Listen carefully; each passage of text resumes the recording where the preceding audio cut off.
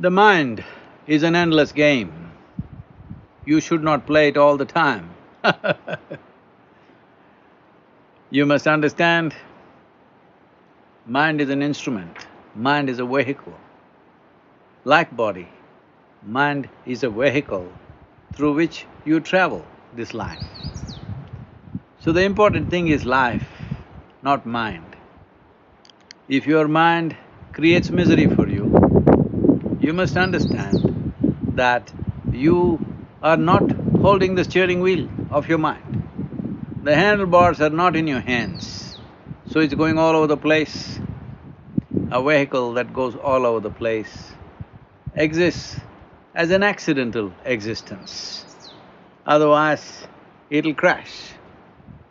So this whole struggle that human beings are going through in terms of various psychological issues, from a simple sense of stress, tension, anxiety, to more complex or more compelling forms of depressiveness, manic depressiveness, all this essentially means in some way your mind has turned against you. Your mind, which is your instrument, your vehicle to walk through this life, has turned against you. If the vehicle that you're driving turns against you, how do you believe that your journey will be smooth? Forget about reaching a destination that you want to go to. How do you even believe that your journey will be pleasant and wonderful?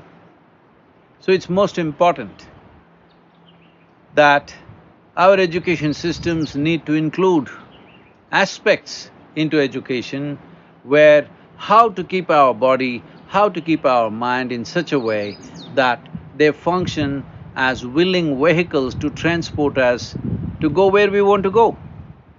The yogic system has powerful systems through which you can take charge of your body, your mental process, your emotional processes, your chemistry and your energetic processes into your hands. This is very important.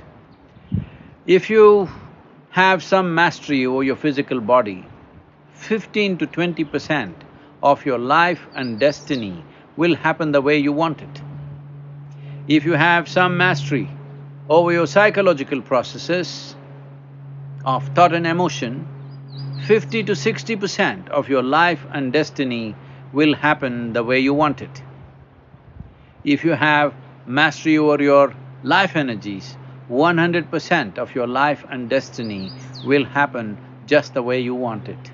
It's very, very important at a time like this, when external situations have turned against us, with an invisible enemy attacking us from we don't know where, when everywhere around us mortality is staring at us, when many of us have lost people who are dear to us, many of us have lost livelihoods, many of us have closed businesses, many of us are going through various external turmoils in our life.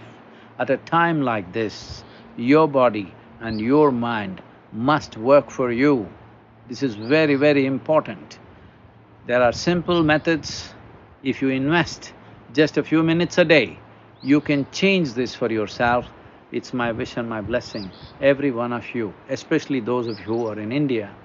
You must understand this entire science of yoga, the science of inner well-being, the technologies for well-being, evolved from that culture. From the proud land of Bharat, all this came, but today it's more prevalent in other countries than in India. This is a sad story. It is time we make use of the tools and technologies that the sages of ancient Bharat explored and expounded.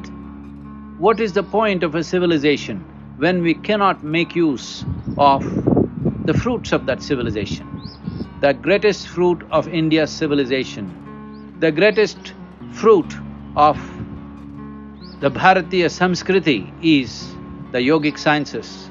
Please make use of this and let us pass through these difficult times with as much dignity and as little damage as possible.